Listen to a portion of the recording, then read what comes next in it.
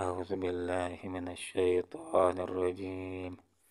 بسم الله الرحمن الرحيم.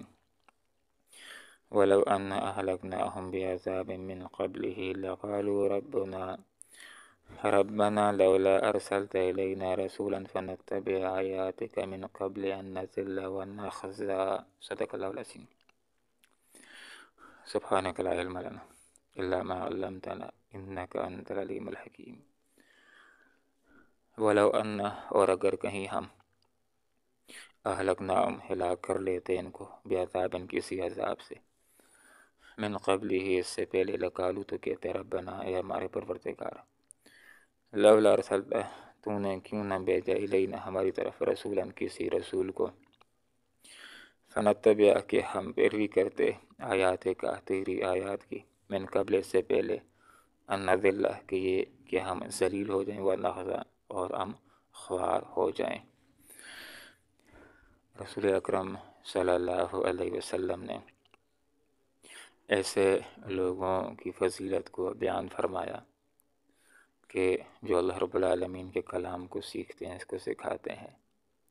فرمایا خیرکم من تعلم القرآن وعلمہ، تم میں سب سے بہتر ہے وہ کہ جو قرآن سیکھے اور اس کو سکھائے۔ مسلم شریف کی روایت ہے، حضرت ابو ہریرہ رضی اللہ عنہ ارشاد فرماتے ہیں کہ آپ صلی اللہ علیہ وسلم نے ارشاد فرمایا کہ جب اللہ کے گھروں میں سے کسی گھر میں کچھ لوگ جمع ہو جاتے ہیں، اللہ کی کتاب کو پڑھتے ہیں، پڑھاتے ہیں، اس کی تدریس کرتے ہیں، اس کی تلاوت کرتے ہیں، تو ایسے لوگوں کے اوپر اللہ رب العالمین کی طرف سے بیک وقت 4 طرح کے انعامات نازل ہوتے ہیں۔ پہلا انعام یہ ہوتا ہے کہ ان کے دل کے اوپر سکینت، اطمینان قلب نازل ہوتا ہے۔ دوسرا انعام ان کو اللہ کی رحمت ڈھانپ لیتی ہے، اور تیسرا انعام یہ ہوتا ہے کہ اللہ رب العالمین کے فرشتے ان کا گھیراؤ کرتے ہیں، حفاظت بھی کرتے ہیں، اور پھر جس وقت اللہ رب العالمین کے پاس جاتے ہیں تو اچھی رپورٹ بھی پیش کرتے ہیں۔ اور قرآن پڑھانے والوں کا چوتھا انعام یہ ہوتا ہے کہ ان کا تذکرہ اللہ رب العالمین فرشتوں کی محفل میں فرماتا ہے کہ دیکھو میرے بندوں نے اپنے ذاتی امور کو چھوڑ دیا اور میری کتاب کو سیکھنے کے لیے جمع ہو گئے۔ اس آیت بینہ کے اندر ایک بہت بڑی حقیقت کی طرف اشارہ کیا گیا، اور وہ یہ کہ اللہ رب العالمین نے ارشاد فرمایا کہ یہ لوگ کہ جو اب آپ صلی اللہ علیہ وسلم کا انکار کر رہے ہیں اور سمجھنے کی طرف نہیں آ رہے اور مسلسل قرآن کا انکار کر رہے ہیں، ماننے کی طرف نہیں آ رہے، یہی لوگ ان کی کیفیت یہ ہوتی کہ اگر آپ صلی اللہ علیہ وسلم کے کسی نبی کے ان تک پہنچنے سے پہلے، اللہ کی کتاب ان تک پہنچنے سے پہلے کسی عذاب سے دنیا کے اندر ان کو دوچار کر لیا جاتا، یا محشر کے میدان کے اندر کہ جب ایسے عالم کے میں کہ جب دنیا میں ان کو کسی نبی نے سمجھایا نہ ہوتا، اللہ کی کتاب نہ آئی ہوتی، اور وہاں پر ان کے لیے سزا کا اعلان ہو جاتا، تو یہ چیخ اٹھتے اور یہ کہتے کہ اے اللہ، اگر ہماری طرف تیرا کوئی رسول آیا ہوتا، تیری کتاب آئی ہوتی، تو ہم ضرور مان کر دکھاتے، مانتے، اس کے پر چلتے، اور ہم ذلیل اور خوار نہ ہوتے۔ لیکن اب جب کہ قرآن آ گیا ہے اور اللہ کا نبی بھی موجود ہے، ماننے کی طرف نہیں آ رہے۔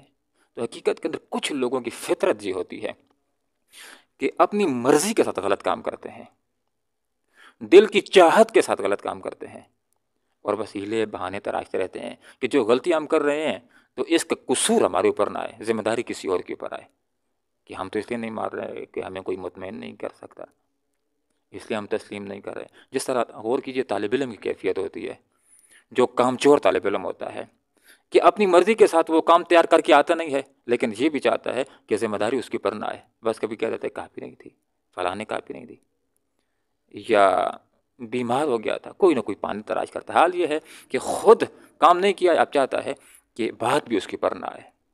تو ان لوگوں کی کیفیت بھی یہی ہے کہ ماننے کی طرف نہیں آ رہے۔ کبھی کہتے ہیں کہ یہ نبی ہم کو مطمئن ہی نہیں کر سکا، اس لیے ہم ایمان نہیں لائے، کہ ہم جو کہتے ہیں کہ یہاں سے چشمہ نکال دو، پہاڑوں کو ہٹا دو، تو ہمارا تو کوئی معجزہ پورا نہیں ہو رہا، اس لیے ہم نہیں مان رہے۔ تو یہاں پر اللہ رب العالمین نے یہ حقیقت بتلا دی ہے کہ اگر ان لوگوں کو نبی کی آمد سے پہلے یا کتاب سے پہلے ان کو ہلاک کر دیا جاتا تو بہت سارے لوگ چیخ اٹھتے کہ ہمارے پاس کوئی رسول ہی نہیں آیا، کوئی آیا ہوتا تو ضرور ہم مانتے، اس لیے ہم سزا کے مستحق نہیں ہیں۔ اللہ رب العالمین نے حضرت انسان کو پیدا کیا اپنی عبادت کے لیے، وما خلقت الجن والانس الا لیعبدون، میں نے جن اور انسانوں کو اپنی بندگی کے لیے پیدا کیا ہے۔ پھر یہ بندگی سمجھانے کے لیے، لوگوں کو حق راستے دکھلانے کے لیے ذمہ داری اللہ نے اپنے ذمہ لی ہے، اور جو کام اللہ تعالیٰ اپنے ذمہ لیتا ہے تو بڑے اچھے انداز میں کرتا ہے۔ اب دیکھیں سب سے پہلے جو اللہ نے اہتمام کیا وہ یہ کہ فَأَلْهَمَهَا فُجُورَهَا وَتَقْوَاهَا، انسان کے اوپر اس کا برائی اور اچھائی ودیت کر دی۔ دنیا کے کونے خدرے میں بھی کوئی بندہ رہتا ہو، اسلام کی تعلیم اس تک نہ پہنچی ہو، اس سے بھی اگر کوئی پوچھے کہ ظلم کیسا ہوتا ہے تو کہتے کہ یہ ایک بری بات ہوتی ہے۔ اس سے بھی کوئی پوچھے جس کو اسلام کی تعلیم نہیں پہنچی ہے، کسی نبی کی تعلیم نہیں پہنچی، اس سے بھی پوچھو کہ عدل کیسا ہوتا ہے، بتلا دے کہ یہ ایک اچھی بات ہوتی ہے۔ یہ اچھائی برائی کی پہچان اللہ تعالیٰ نے انسان کے جسم کے اندر ودیت کر دی ہے۔ اور دوسرا رب کا تصور وہ بھی اللہ تعالیٰ نے دل و دماغ کے اندر رکھ دیا، الست بربکم، کیا میں تمہارا پروردگار نہیں ہوں؟ تو سب رونے کا تھا کیوں نہیں۔ اور پھر جس وقت انسان دنیا کے اندر آ گیا ہے تو اللہ رب العالمین نے اس کو فہم بھی دیا ہے۔ توحید انسان کے دل کے اندر، جیسے کہ حدیث کا یہ مفہوم ہے کہ ہر بچہ فطرت اسلام کے اوپر پیدا ہوتا ہے، اسلام کی فطرت کے ساتھ پیدا ہوتا ہے۔ یہ تو بعد میں اس کے والدین ہوتے ہیں جو اس کو مجوسی بنا دیتے ہیں، نصرانی بنا دیتے ہیں، یا عیسائی بنا دیتے ہیں۔ اسی وجہ سے امام ابو حنیفہ رحمہ اللہ کا یہ مسلک ہے، فرماتے ہیں کہ ایک آدمی جو کونوں خدروں کے اندر رہتا ہے، جس تک نبی کی دعوت نہیں پہنچی ہے، جس تک کوئی درس کرنے والا نہیں پہنچا ہے، جس تک کوئی تبلیغ کرنے والا نہیں پہنچا ہے، تو امام صاحب فرماتے ہیں اس بندے کے اوپر بھی اپنی عقل اور شعور کو استعمال کرتے ہوئے اللہ کے اوپر، اللہ کی توحید کے اوپر ایمان لانا فرض ہے۔ اس لیے کہ ایک ایک پتہ اللہ کے ہونے پر اس کے ایک ہونے کے اوپر گواہی دیتا ہے۔ باقی نماز کیسے پڑھنی ہے، روزہ کیسے رکھنا ہے، اس کے لیے تو احکامات کی ضرورت ہوتی ہے کہ جب نبی کا حکم، نبی کی طرف سے نمائندے کا حکم اس تک پہنچے گا، اس کو سمجھایا جائے کہ نماز کیسے پڑھنی، وہ تو تب پڑھے گا۔ لیکن جس تک دعوت نہیں پہنچی ہے اس کے لیے بھی شرک سے بچنا، اور یہ دل و دماغ کے اندر بٹھانا کہ کائنات کو کسی نے بنایا ہے، اور وہ بنانے والا وہ اللہ رب العالمین ہے۔ اور دوسری بات کہ اللہ رب العالمین نے لوگوں کو بندگی کے لیے پیدا کیا، اور یہ ذمہ داری اللہ نے اپنے ذمہ لی ہے کہ حق راستہ میں نے دکھلانا ہے۔ پھر اللہ تعالیٰ نے کیسے حق راستہ دکھایا ہے؟ وَلِكُلِّ قَوْمٍ ہاد، ہر ایک قوم کے لیے ایک ہاد ہوتا ہے، رہنما ہوتا ہے۔ تو اللہ تعالیٰ نے پھر یہ سلسلہ دنیا کے اندر شروع کیا اپنے انبیاء کا اور کتابوں کا، ان کے ذریعے سے اللہ تعالیٰ لوگوں کو حق راستہ دکھلاتا ہے اور بتلاتا ہے۔ کل کہہ دیجئے کل ہر ایک متربص، منتظر اپنے نتیجے کا، فتربصوا، بس انتظار کرو تم بھی، فستعلمون، ان قریب تم کو لگ پتہ جائے گا، من کہ کون اصحاب الصراط السوی، سیدھی راہ چلنے والے ہیں، اور کون ہدایت یافتہ ہیں۔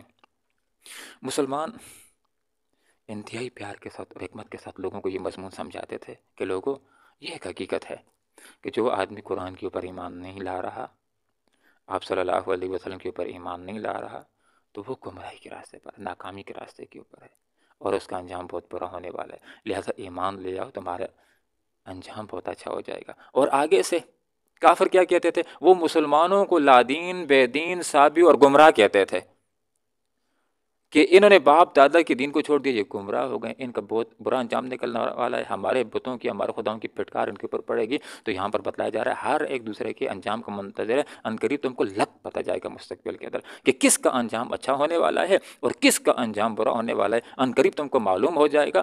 ہر کوئی اس انتظار میں، کافر منتظر ہے کہ کفر غالب آئے گا، اور مسلمان اس بات کے انتظار میں ہے کہ انشاءاللہ اسلام غالب آئے گا۔ مستقبل میں تم کو معلوم ہو جائے گا کہ کفر غالب آنے والا ہے یا اسلام غالب آنے والا ہے، اور دنیا کی آنکھوں نے دیکھا کہ واقعی اسلام ہی غالب آیا۔ اللہ رب العالمین سے ہم دعا کرتے ہیں کہ اللہ تعالیٰ قرآن و سنت کو سیکھنے کی، سمجھنے کی اور اخلاص کے ساتھ عمل کرنے کی توفیق عطا فرمائے، آمین۔ وآخر دعوانا ان الحمدللہ رب العالمین۔ ولو ان، اور اگر کہیں ہم اہلکناہم، ہلاک کر دیتے ان کو، بعذاب، کسی عذاب سے، من قبل، اس سے پہلے، لقالو، تو کہتے یہ لوگ، ربنا، اے ہمارے پروردگار، لولا ارسلت، تو نے کیوں نہ بھیجا، الینا، ہماری طرف، رسولاً، کسی رسول کو، فنتبع، کہ ہم پیروی کرتے آیات کا، تیری آیات کی، تیری کتاب کی، من قبل، اس سے پہلے، ان نذل، کہ ہم ذلیل ہو جائیں، ونخزع، اور خوار ہو جائیں۔ قل، کہہ دیجیے اے آپ صلی اللہ علیہ وسلم، کل، ہر ایک، متربص، منتظر ہے اپنے نتیجے کا، فتربصوا، سو تم بھی انتظار کرو، فستعلمون، ان قریب تم کو معلوم ہو جائے گا، مان کے کون، اصحاب الصراط السوی، سیدھی راہ چلنے والے ہیں، ومن، اور کون، اہتدی، ہدایت یافتہ ہیں۔ اللہم ربنا آتنا فی الدنیا حسنہ وفی الآخرۃ حسنہ وقنا عذاب النار۔ یا اللہ صورت مکمل ہوئی، اس کو اپنی بارگاہ میں قبول فرما۔ یا اللہ باقی جو قرآن ہے اس کو بھی مکمل کرنے کی توفیق عطا فرما۔ یا اللہ فلسطین کے حال کی پر رحم فرما، مسلمانوں کی مدد فرما۔ یا اللہ جو لوگ شہید ہو چکے ان کے درجات کو بلند فرما، جو لوگ جہاد کے میدان میں ڈٹے ہوئے ان کو استقامت نصیب فرما۔ یا اللہ ہمیں ہر مسلمان کے ساتھ ہر ممکن تعاون کرنے کی توفیق عطا فرما۔ یا اللہ گناہ سے بچنے اور بچانے کی توفیق عطا فرما۔ یا اللہ جو کچھ مانگ سکیں وہ بھی عطا فرما، جو نہیں مانگ سکے ہمارے حق میں جو بہتر ہے، یا اللہ اپنی قدرت کاملہ سے، جس طرح ہماری جان تو نے ہمیں دی ہے، ہمارے ہاتھ تو نے بن مانگے دیے ہیں، یا اللہ ہماری ساری جائز ضروریات بن مانگے تو ہی اپنی قدرت کاملہ سے پوری فرما دے۔ آمین۔ صلی اللہ تعالیٰ علی خیر خلقہ محمد وآلہ وصحابہ اجمعین۔ یا اللہ جو لوگ مریض ہیں یا اللہ ان کو شفائے کاملہ علاج نصیب فرما۔ یا اللہ جو ذہنی مریض ہیں، جسمانی مریض ہیں اور روحانی مریض ہیں، یا اللہ سب کو شفائے کاملہ علاج نصیب فرما۔ یا اللہ جو گھروں کے اندر ہیں، جو اسپتالوں کے اندر ہیں، یا اللہ جو جس طرح کا بھی مرض کا شکار ہے، جس کی مرض ظاہر ہے چھپی ہوئی، یا اللہ تمام کو نیک اعمال کرنے کے لیے، یا اللہ تیری رضا کے لیے، تیرے دین کی خدمت کرنے کے لیے اچھی اور بہترین صحت نصیب فرما۔ آمین۔ وصلی اللہ تعالیٰ علی خیر خلقہ محمد وآلہ وصحبہ اجمعین برحمتک یا ارحم الراحمین۔